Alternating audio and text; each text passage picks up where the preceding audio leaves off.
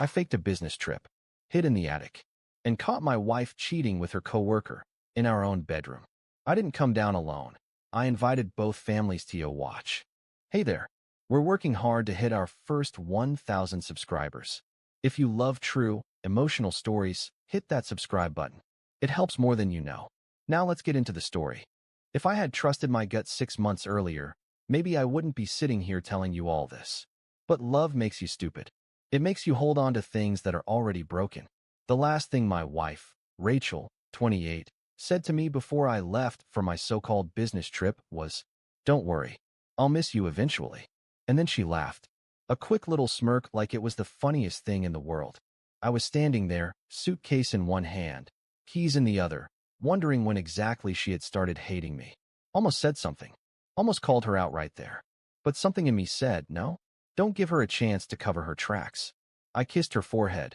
She barely even flinched and walked out the door. My name's Ethan. I'm 30. And until that night, I thought I was married to the love of my life. I dragged my suitcase down the steps, listening to every thud like it was a countdown to the end. Started my car. Pulled out of the driveway. Drove exactly 2 blocks down to a crappy little gas station. Parked in the dark where the cameras wouldn't catch me. Then I waited. Heart pounding. Hands sweating on the steering wheel. I counted the minutes. Waited long enough that if she was watching, she'd believe I was really gone. Then I killed the engine and crept back toward the house on foot, sticking to the shadows like some burglar in my own neighborhood. I unlocked the back door. Stepped inside. The house was quiet, too quiet. Rachel wasn't even peeking out the windows to check on me. She was too busy texting someone on her phone. I could hear the clicks from the kitchen. Perfect. I pulled down the attic ladder. It creaked so loud my heart almost stopped. I froze, holding my breath. Nothing. She didn't hear. Or didn't care. I climbed up and pulled the ladder shut behind me. The attic was gross. Dusty. Hot. Smelled like insulation and old Christmas decorations. But I was ready for it. I had packed a sleeping bag, a couple bottles of water, granola bars, beef jerky, even a damn bucket for when I needed the bathroom. You don't set a trap like this unless you're serious. I laid there in the dark, trying not to imagine what might happen downstairs. Trying not to imagine whose hands she might be holding. Trying not to imagine whose bed she might be warming. I stared at the old wood beams overhead. Listened to the familiar sounds of the house shifting and creaking. Hours passed. I heard Rachel moving around. Footsteps, the TV clicking on, cabinets opening and closing. Normal stuff. Too normal. Around 9 p.m., I heard the front door unlock. My whole body tensed up. I slid over to the attic hatch, pulled it open just a crack, and looked down. And there he was. Jake, 31, a fellow teacher from Rachel's school. I recognized him from a few school functions. He taught history, always had a loud laugh, always a little too friendly with her. I had told myself I was paranoid. Guess not. Jake strolled in carrying a bottle of wine like he owned the place. Rachel met him at the door, barefoot, wearing nothing but one of my old t-shirts. The same one she used to steal from my closet when we were dating. Now she was wearing it for another man. They hugged like they hadn't seen each other in years, even though they worked together 5 days a week. Rachel kissed him. Not some quick peck. A slow, hungry, desperate kiss. And just like that, it was real. The thing I had been afraid to believe was standing right there, 5 feet below me. I watched them settle onto the couch, laughing, pouring wine. Jake kicked off his shoes. Rachel curled up next to him, legs tangled, hand on his chest. I couldn't move. Couldn't breathe.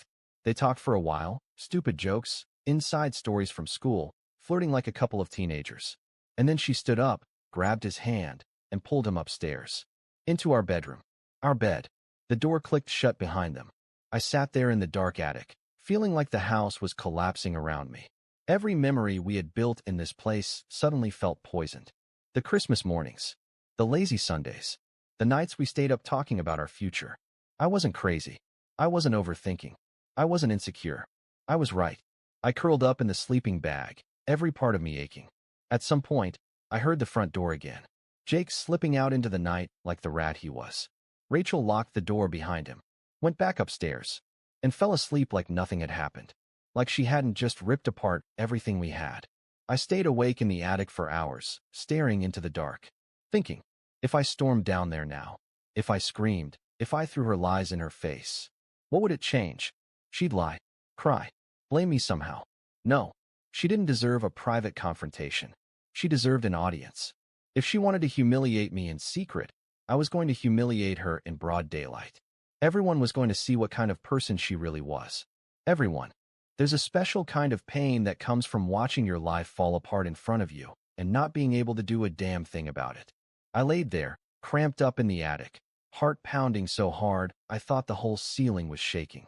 Downstairs, my wife, my Rachel, was giggling like a teenager with a crush. Jake poured her another glass of wine. I could hear every word, every flirtatious laugh, every "you're so funny, Jake," every "I missed you this week." Missed him, like I didn't even exist. And the worst part? It wasn't their first time. I could hear it in how comfortable they were.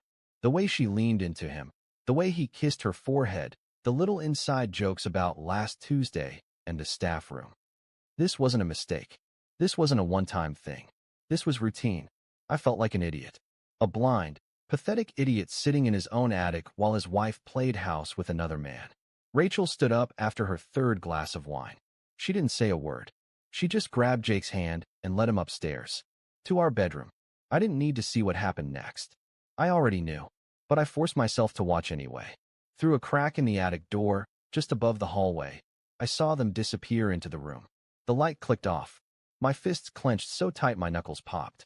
It took everything in me not to crash down through the attic, grab Jake by the throat, and throw him into the street. But what would that do? Give her a chance to cry and play the victim? Let Jake spin some story about how things were bad, and she was so lonely, and he didn't mean to? No, not this time. I needed something she couldn't explain away. Something permanent. Something final. I pulled out my phone. Started recording.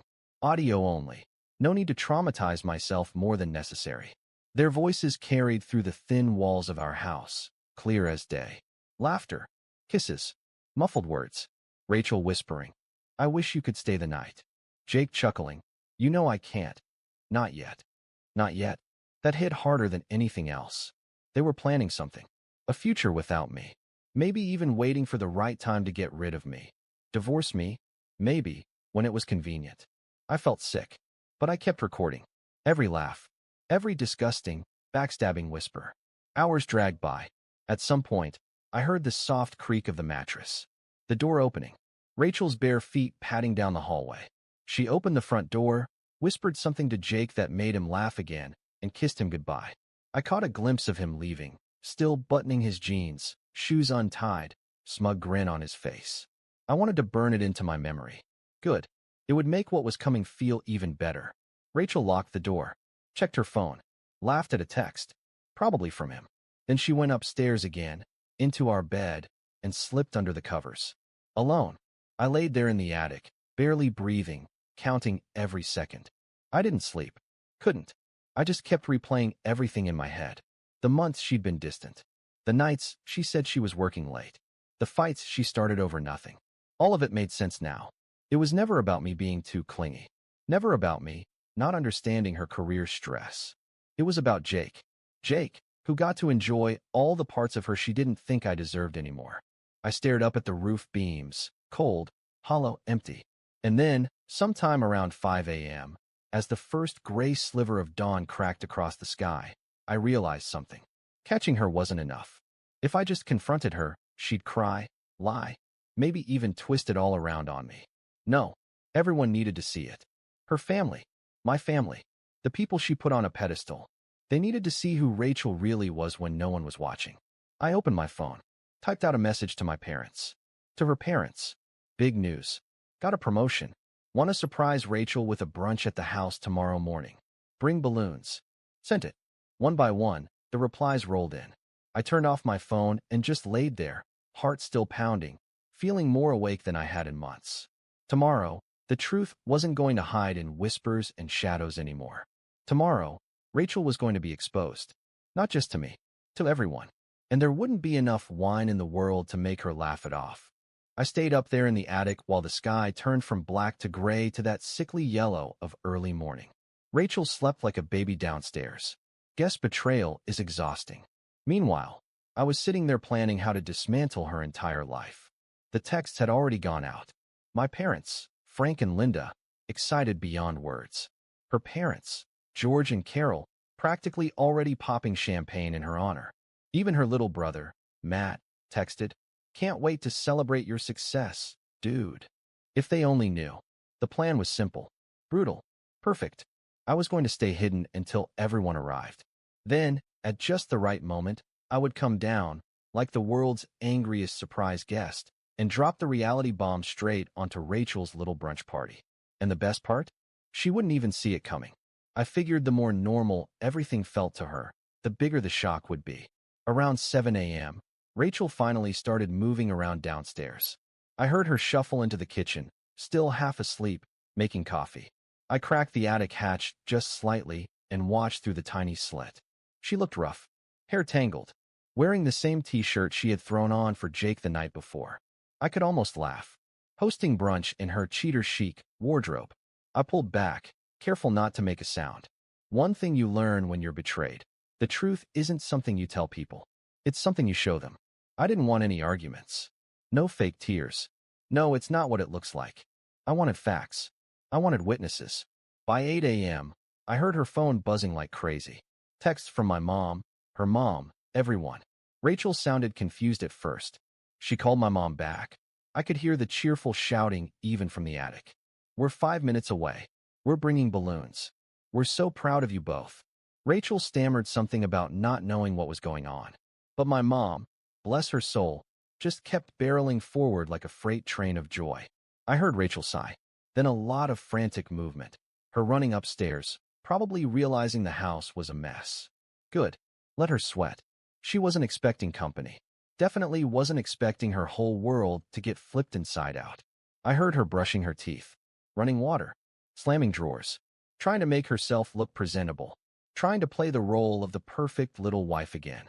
Downstairs, the front doorbell rang. I almost felt sorry for her. Almost. I heard my parents first, my dad's deep laugh, my mom's excited clapping. Then her parents, loud, beaming, proud. Rachel opened the door still wearing my damn t-shirt, hair half done, panic probably barely hidden under a fake smile. Surprise, they all shouted. Balloons, flowers, confetti poppers, the whole stupid thing. Rachel stammered something about not understanding what was going on. That's when I made my move. I slowly, quietly pushed open the attic hatch, lowered the ladder down. Nobody downstairs noticed. They were too busy fussing over Rachel. I crept halfway down, heart hammering. Took out my phone again. Started recording. I wanted every second of this burned into memory. I stood there, just out of sight, listening. Frank, my dad, was talking about how proud he was that we made it work despite the busy schedules.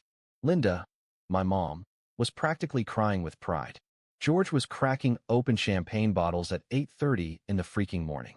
Carol kept saying, "You're such an inspiration, Rachel." Rachel was trying to smile, trying to act like she had any idea what was happening, trying to play the innocent wife while my sweat-soaked t-shirt told a completely different story. That's when I took the first step down, and another, until my foot hit the floor. The room went dead silent. Rachel turned. Her eyes widened so fast I thought she might actually faint. Because there I was, the husband she thought had left town, standing right there, in our living room, recording every second. Rachel opened her mouth, closed it, opened it again. No words came out. I smiled, not a happy smile. A cold, hollow one. "Hey, babe," I said, voice light as air. "Miss me?" The second my feet hit the living room floor, it was like all the air had been sucked out of the room. Rachel froze mid-sentence, holding a mug of coffee with both hands like it might protect her somehow. Her parents, George and Carol, were standing just inside the doorway, my parents beside them, everyone holding balloons, flowers, even a giant "congratulations" banner someone had scribbled my name on with a glitter pen. It should have been a happy moment. It should have been a celebration. But the second they saw me, standing there dirty, sweaty, eyes burning holes straight through Rachel, it all started to fall apart. My mom, Linda, blinked at me like she wasn't sure if I was a ghost. "Ethan, I thought you were out of town, honey." I gave a tight, humorless smile. "Yeah, about that," I said, and pulled out my phone from my jacket pocket. I didn't even have to say anything else. I just tilted the screen so everyone could see the open file labeled Rachel and Jake, 9 p.m. to 2 a.m. I watched Rachel's face drain of every ounce of color it had. She looked around the room like she might find some kind of escape route, but there wasn't anywhere to run. Her mom, Carol, furrowed her brows, trying to figure it out. "What's that, sweetheart?" she asked, her voice still cheerful, still so hopelessly naive.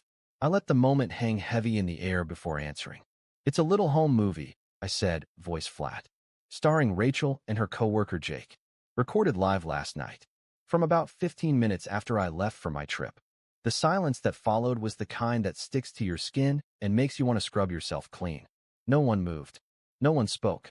Even the balloons bobbed uselessly in the air, like they realized they didn't belong here anymore. Rachel took a shaky step forward, her mug sloshing coffee onto the floor. "Ethan, wait, it's not." I didn't let her finish. "Don't," I said, my voice cutting through the room sharper than I meant it to. "Just don't insult everybody here by pretending there's some way to explain this away." My dad, Frank, crossed his arms over his chest, his face darkening. "How long, Rachel?" he asked, his voice like gravel. Rachel looked like she might collapse right there on the floor. She opened her mouth, but no words came out. She tried again, voice barely above a whisper. It was just a mistake. A few times. It didn't mean anything." My mom flinched like she had been slapped. Carol shook her head over and over like she was trying to shake the words out of her ears. George swore under his breath, a low, broken sound. Rachel took another desperate step toward me. "Please, Ethan, you have to believe me. I didn't want this to happen. I just felt so alone lately, and Jake was just there, and it just happened. It didn't mean anything compared to you, I swear." I backed away from her slowly, like she was some wounded animal I didn't dare get close to anymore. It didn't even hurt the way I thought it would. It didn't feel like someone stabbing me in the chest. It felt like watching a slow-motion car crash after you've already walked away from the wreck. Rachel kept rambling, the words pouring out faster now, desperate and slippery, trying to claw back something she had smashed with her own hands. She swore it was over, that it didn't mean anything, that it was a stupid mistake, that she loved me, that she was confused, that it was just loneliness, that she needed time, that she didn't know how to fix it, but she wanted to fix it. I let her talk. I let everyone hear every single excuse fall out of her mouth, dripping with panic and fear and regret. Matt, her little brother, just shook his head in disgust and muttered under his breath, "Jesus, Ratch." Seriously, George looked ready to put a hole through the wall. Carol was crying now, not those neat little polite tears people cry at weddings or graduations, but real ugly sobbing, like she had just realized she didn't know the daughter she had raised at all. Meanwhile, my mom looked like she was physically restraining herself from throwing the champagne bottle straight at Rachel's head. My dad didn't say another word. He just stood there, stone-faced, staring at Rachel like she was a stranger who had broken into his home. The shame started to hit her then. You could see it. Rachel dropped the coffee mug. It shattered on the floor between us. And for once, she didn't even flinch. She dropped to her knees in the middle of the mess, sobbing into her hands, crying out my name like if she said it enough times, maybe I would forgive her. But I didn't move. I didn't speak. I didn't offer her my hand. After everything, there was no anger left, no screaming, no violent promises or shouting matches. Just this heavy, bone-deep emptiness. I looked down at her. The woman I had once loved so completely I would have torn down the world for her. And I realized she wasn't mine anymore. She hadn't been for a long time. I crouched down a little, enough so she could hear me without me having to shout over her wailing. "You chose this," I said, voice low and calm. "Every secret, every lie, every night you thought I wouldn't notice. You chose it, and now you can live with it." I stood back up, looked around the room at everyone. All the parents, the brother who had once looked up to her, the friend she had betrayed. And I said, simply, "I'll send the divorce papers next week." Then I turned and walked out the front door, into the cool morning air that smelled a hell of a lot cleaner than anything I had left behind. I didn't look back. Not once. Rachel could stay there on the floor, crying into the pieces of her own mess, surrounded by the people who had once believed she was better than this. The truth had finally come out, and no amount of lies could bury it again. Walking out that door should have broken me, but it didn't feel like loss. It didn't even feel like anger. It felt like breathing clean air for the first time after months of choking on smoke. The days that followed moved in slow motion. I crashed at my buddy Mark's place, sleeping on his ancient lumpy couch because it felt safer than being anywhere near that house. Mark didn't ask questions. He didn't need to. He just handed me a beer, put on a game, and sat in the silence with me. I sent Rachel a single text telling her that all communication had to go through my lawyer. No explanations. No fake apologies. No last desperate conversations. I blocked her number before she could even reply. Apparently, she didn't take it well. Mark showed me her social media meltdown, sad quotes about people not appreciating what they have, endless posts about healing and growing, as if she was the one who had been betrayed. It would have been almost funny if it hadn't been so pathetic. Then came the real consequences. Someone, maybe a coworker who overheard the right whispers, maybe a concerned party, leaked parts of the recordings and screenshots to the school board. Rachel was called in for an emergency meeting. She was asked to resign by the end of the week. Parents started talking. Gossip moved faster than wildfire. The golden teacher everyone adored had become a cautionary tale almost overnight. Jake, the so-called soulmate, he didn't stand by her either.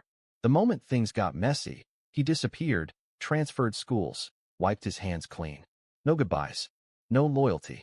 Rachel tried reaching out through mutual friends, sending long, rambling voicemails about mistakes and second chances. I didn't answer. I didn't even listen to the full messages anymore. Deleting them became automatic, like brushing dirt off my shoulder. The divorce moved faster than I expected. Rachel signed the papers without fighting. Maybe she thought if she made it easy, I'd somehow forgive her a little. She was wrong. I kept the house, most of the assets. She moved back in with her parents, back to the small, quiet town she swore she would never live in again. The thing nobody tells you is that revenge doesn't look like fireworks or slow-motion victory laps. It looks like sitting in a cheap apartment you picked yourself, eating ramen noodles straight out of the pot, and feeling the crushing weight of nothing. Not sadness, not triumph, just nothing. I didn't post about it. I didn't blast her name everywhere. I didn't need to. Rachel's life unraveled without me lifting another finger. She lost her job, her reputation, her fairy tale with Jake, and, most painfully, the version of herself she had spent years pretending was real. Meanwhile, I started building a new life. Not a flashy one. Not a movie montage of success and six-packs and dream houses. A quieter life. A better one. I moved to a small town near the coast where no one knew my story. I bought a second-hand guitar and learned enough to embarrass myself at open mic nights. I went hiking again, losing myself in the noise of the wind and the crashing of the ocean. And slowly, painfully, I started remembering who I was before her. Some nights, I'd sit on the beach, staring out at the endless black water, and think about everything I lost. But more often, I thought about everything I found. The real revenge wasn't making her suffer. It wasn't her unemployment, or her loneliness, or the way even her family looked at her with disappointment now. The real revenge was this. I didn't need her anymore. She became just another name. Just another story I might tell a long time from now, when the wounds have faded into old scars. Rachel didn't cheat because I wasn't enough. She cheated because she was broken in ways I could never fix. And now, finally, I'm free from trying. She burned the house down with her own hands. And I didn't even have to lift a match. And that's the story. If you're still here, that means you're one of us. So go ahead, hit that subscribe button. I drop new chaos every single day. And trust me, tomorrow's story, it's even worse than this one.